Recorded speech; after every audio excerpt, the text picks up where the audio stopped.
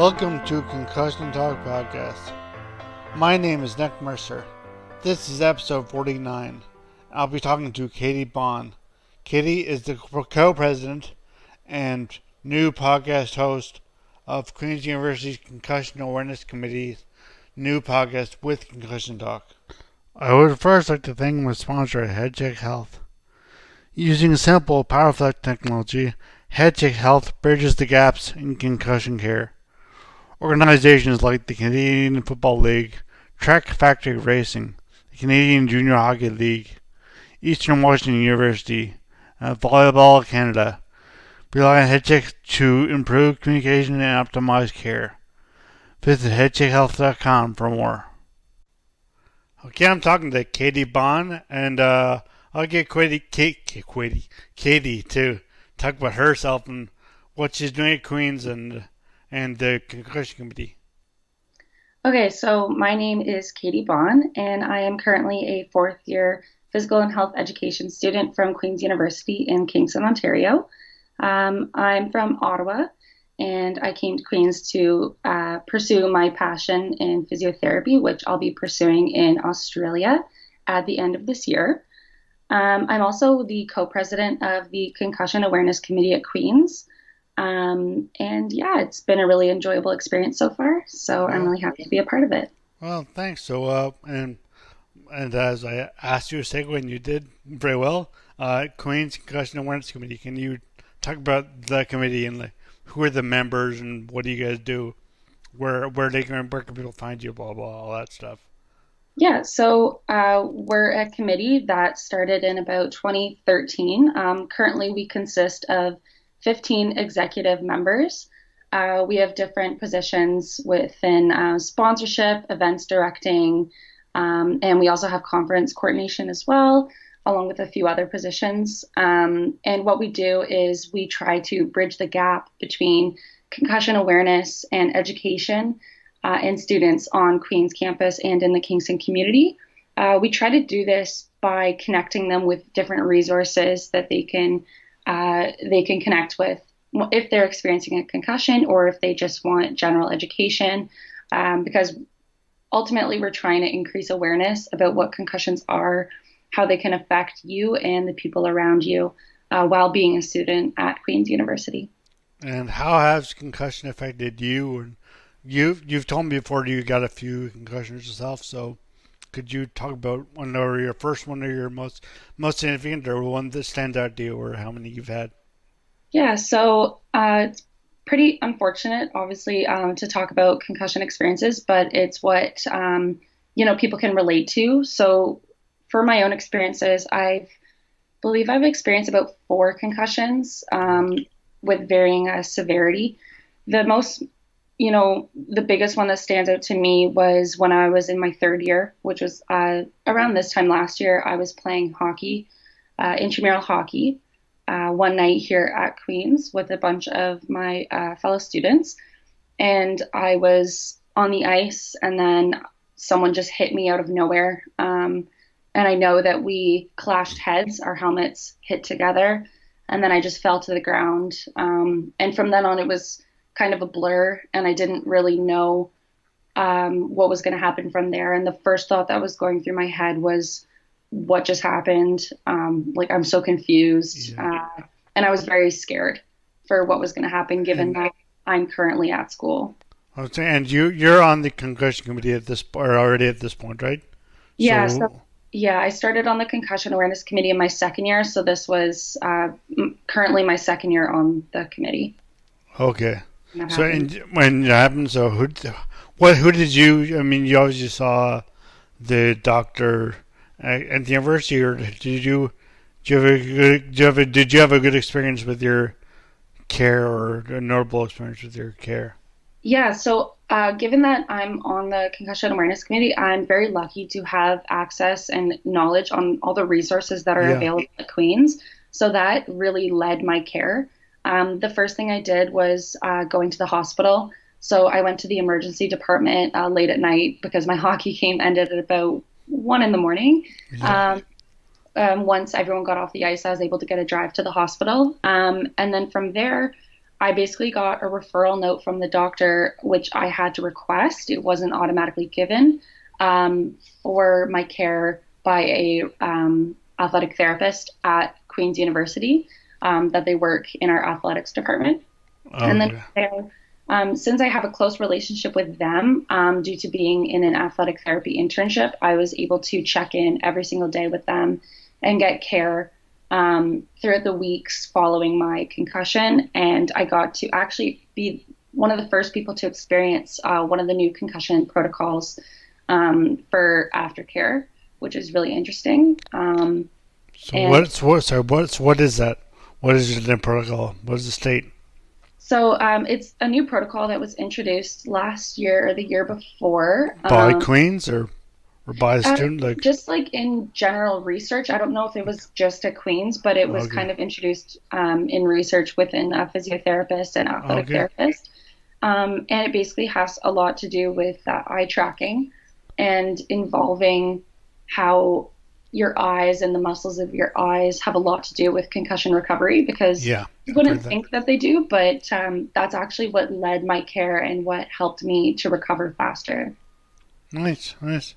So did you find the effects of your from that concussion in particular, any effects on your schooling or your athletic pursuits or anything like that? Like, did you find anything that you said, oh, I better stop doing this, or like, or I found it too hard to do this, or whatever? Yeah, so I found it really difficult to do school. Immediately after full exposure, I did try to push myself back into things too quickly, because it was in November, and that is nearing the end of our semester because our Right. semester ends Yeah. in December. So I Yeah. was getting close to exams. I didn't really know what to do. So I tried to push myself, and that ended up being a really bad idea. Yeah. And I went back, I talked to the doctors, and I ended up getting my exams and all the rest of my assignments deferred until a later date. So That's I good. could take the time, especially over the holiday break, to recover, focus on gaining back my, concentration and memory, and making sure that I'm not getting any more, long-term headaches or any other issues like that. So it did affect my school. In terms of my sports, I decided in my second semester, so starting in, mid to late January, I decided to go back to indoor soccer, intramurals, instead of hockey. And I decided to go back to that. I found it a bit difficult at times. I've since then decided to not play hockey for the rest of at least my undergraduate career, because And probably not in Australia. Australia's be a bit tough for hockey too, I think. yeah, I don't know how Not as much common there. I play hockey, but Field hockey though. You can play field hockey in yeah, Australia. maybe that's an No. option. But I've definitely decided to kind of hold myself back because I'm kind Yeah. of nervous about getting another concussion and that Yeah, of affecting course. my schooling from here on out. Right. So Yeah. you mentioned, I didn't mention this to you before, but you just mentioned the athletic therapy internship. So what do you do in that? Was that when did that start? When did you start that? When did you start that? I should say.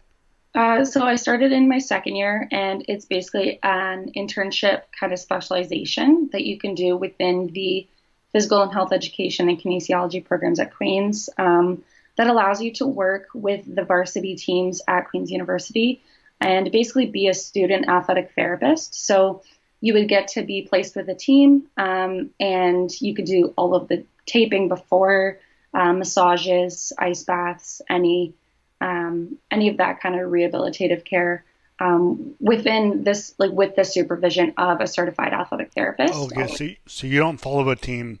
Do you follow just you just do the home games? Do you? No, we actually go with them to absolutely everything, all Oh, yeah. practices and home and away games. So I found myself traveling a lot with that, which was an interesting experience. With varsity or with club too, or just varsity? Yeah, so I worked with three teams in my time here. I worked with men's lacrosse, women's volleyball, and men's rugby. So I got definitely kind of Wow. all across the board of Yeah. different sports. It was really interesting, and Yeah. definitely gave me a good experience for sure. Nice, nice. Yeah, I played water polo queens, and I'm sure those guys have had a few concussions themselves. But Yeah. I shouldn't speak out of turn there. But but it's a tough sport. But For sure. going back to the concussion committee, awareness committee. What do you guys have come? You're the co-president, along Yes. with who's your co-president? So, Kate Robertson is the other co-president, and this is our second year on as co-presidents, and both of us are in our fourth year, so we're going to be passing along that torch to someone Okay. else next year. Do you guys have like little mentees that you gotta know who's going to be your next year? Are the people in the community that are gearing up to be next year, or is it a vote that you take at the beginning of the year? So basically, we will host applications. Okay. So it'll be really interesting to see that, and we're definitely looking forward to considering anybody who wants to apply. And I think being a team of two co-presidents has been the most effective because you get two inputs instead of just one. Yeah. So we're really interested in seeing the people that apply, whether they be from the committee. And that'll be a decision that we make probably in about March, April. Do you find most of your members come from people who've had concussions in the past, or are people just interested in health and that, or physiotherapy, like you say? Yeah, so it's actually both completely. We do have a lot of people that apply and that are on the committee that have had concussions or multiple concussions before, and people that are interested in the health field, whether that be medicine or physiotherapy, occupational therapy, even business, etc. Yeah. But it's a passion that everyone has on the committee to get that awareness out there because even the people who haven't had concussions see how it can affect the people around them or their friends, their family, their housemates. So it's a passion that everybody on the committee has. Right. So how many housemates do you have? I see you're in your room there now, but Yeah, I have five other housemates. I have in the same size house myself. Yeah, Yeah. it's definitely a lot. It's Yeah. a learning curve, but Yeah. they're great. Yeah, They're and great. then when you had your concussion, they were all, well, I don't know if you were in the same house, but they were all very supportive of you then, and Oh, this understanding.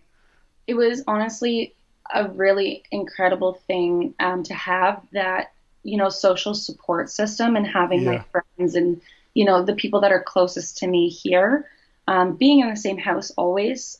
It was Yeah. very nice to have their support always and, having them check up on me. And I definitely owe that to, my best friends for Yeah. really helping my care and, taking me to the hospital whenever I needed it or walking with me to class, doing, various little things. And I definitely, that was a big step for my recovery was having that social support system.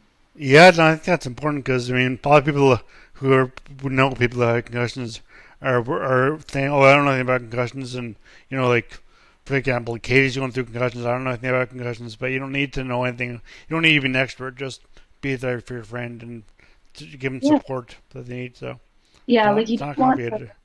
I think that's really important with having a concussion at university is I feel like people, maybe even in first year, if you're living alone in residence, you might have a tendency to kind of isolate yourself because you are Yeah, recovering and you can't keep up, or you might not be able to keep up with the activities that university kind of pushes you into. yeah, Um, so basically, having a social support system or asking people, um, to be there and even hang out and just be there in a very like relaxing setting with you. That's really important to have. People checking up on you and, pushing yourself for that social support system because I find that that's in my experiences and from other experiences I've heard, that seems to be a very effective way in guiding recovery because, having one brain or having two brains is better than one, you're able yeah. to pass, ideas around and different considerations, and it's definitely a good idea having a few people in. And the two brains in the society, the committee, you're saying like so I mean that you back to the concussion committee and your co-president. So what does the committee have coming up in terms of events or coffee houses? I saw and there's few other, just like, so there's like some a size on called for singers or performers, Yeah, and so it's really exciting actually. This is one of our smaller events, and we like to host various different smaller events throughout the year, just to kind of get that awareness out there in the weeks around the school year. So what we have coming up on January 23rd is our coffee house. We hosted our first one last year, and this is our second time hosting it, and it's going to be in Kingston downtown from 7 p.m. to 9 p.m. And we're basically looking for singers, performers, that kind of thing to come and perform at our coffee house just for the 2 hours. And all the funds that we raise from our tickets, which are $5 each, go towards funding our conference. And our conference, which this is going to be really long-winded, but yeah, our go for it. conference, so it's coming up. This is going to be our second annual concussion conference, and it's on February 27th from 1 p.m. to 8 p.m. And it's labeled Brain Injuries in the Military, Lessons Learned from the Concussion Crisis in Sports. So basically, it's being held at the Isabel Bader Center in Kingston, which is right along the water. It's a beautiful setting.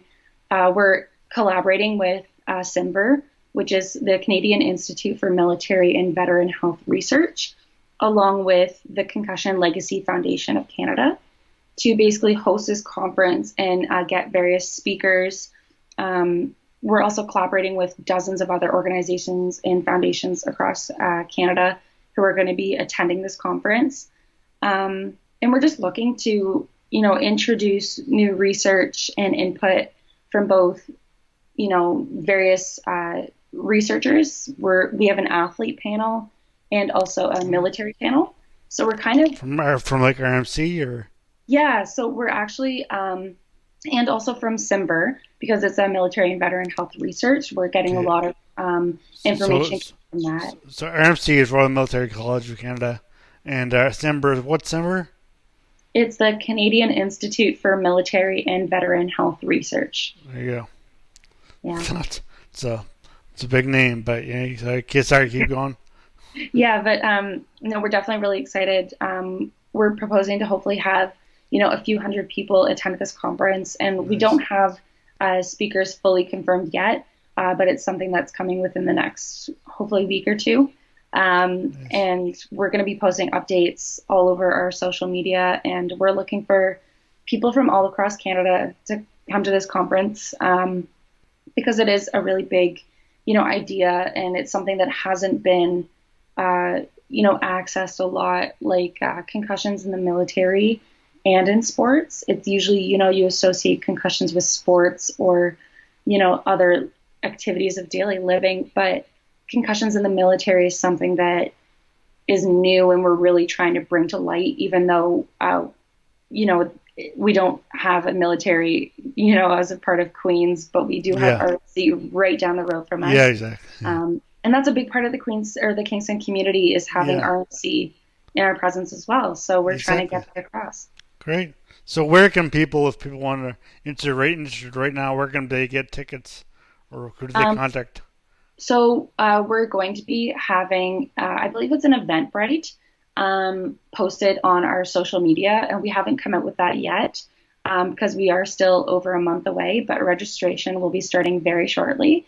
And we have various social media platforms through the Concussion Awareness Committee at Queens that people can access that once we post it. And so our Facebook is just Queens Concussion Awareness Committee, and you'll see us right away. We also have an Instagram, which is q.c.a.c, QCAC. Yeah, and then repost a few of your posts on that. So yeah. Then lastly, if there's anyone that wants to contact us more personally or privately, our email is concussion@clubs.queensu.ca. So that's for anyone who wants to ask questions, or they can message us over our other two platforms on Facebook or Instagram. Well, that's awesome. That's so good to know how people can reach out and find out more about concussions and the awareness committee and what you got going on. So, and also one more thing if going on is doing a podcast for the Queen's Concussion Awareness Committee, and it'll be on Concussion Talks SoundCloud, all the SoundCloud YouTube, not YouTube necessarily, SoundCloud, iTunes, Google Play, Stitcher. I'm missing something. I don't want to be getting a jerk here and forget something. Stitcher, Google Play.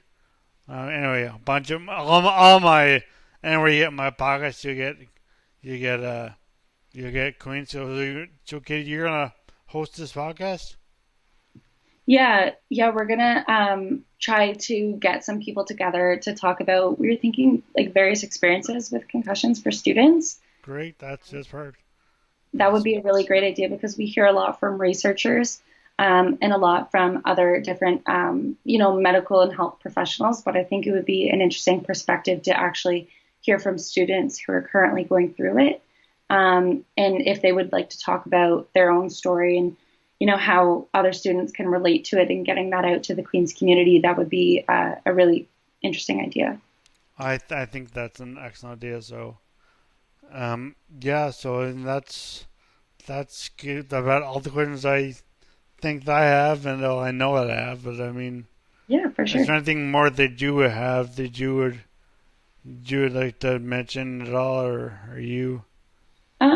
I'd say the last and final thing I'd like to mention is just regarding, how people handle concussions at university, not just within athletics. Just as a basic university student, it's very difficult, and I've heard of many different pathways that people go on. And currently at Queen's, there's no clear pathway. But I think that, pairing and collaborating with different services at Queen's, like our student wellness service, different occupational therapists, athletic therapists, and the doctors here at Queen's, I think that we should create a more clear path for students to go down and giving them more clear resources, because I know a lot of people don't know where to go once they have a concussion, and that's what we're trying to do as a committee. We're trying to give people those resources, but I think pairing up with various different services would be really effective in doing that. And I think for all university students across Canada, I think that there should be a more implemented plan of action in giving students those clear resources, just as we do if they have any other health problem. Like we want to give them a clear resource that they can access if they experience one, and kind of breaking down that barrier of accessibility of services kind of thing. That's a great point. That's the whole if you can't see it, doesn't exist kind of philosophy. Is like the invisible injury, brain injury. It's often described as. So, that's an excellent point, and thank you for bringing it up. And also, so thank you, Katie, so much for joining me, and I'm looking forward to this new podcast you guys will be doing. And good luck with your coffee house, and hopefully you're planning. I guess still planning for that conference. And so where is the coffee house? Where you said downtown Kingston, but where exactly is it? It's at Canteen. So it's right on Princess Street. I don't know the address exactly, but that'll be on our Facebook. So yeah. Oh well, great. Well, I encourage everyone in Kingston and at Queens, check it out, and anyone around Canada, whatever, U.S. doesn't matter. Europe, who knows? Asia. I mean, Antarctica. Just come to Queens for the conference, to Kingston for the conference in end of February. So, thank you. Thanks you so much, Katie. All right. Thank you for having me. Thanks. Bye-bye. Thank you again to Katie. And please visit www.concussiontalk.com to find out when Queen's Concussion Awareness Committee puts out their first podcast, and to see a listing and read a description of all of my podcasts from my big trip across Canada in '02, Phoenix Concussion Recovery podcasts, and all of the Concussion Talk podcasts. You can also read my blogs and find a link to my ebook Detour about my big trip across Canada in '02 and my brain injury in 2003. Thank you so much for listening to this podcast, and I hope you'll listen again soon. As always, music at the beginning of this podcast is by Ben Sound, www.bensound.com. internship.com.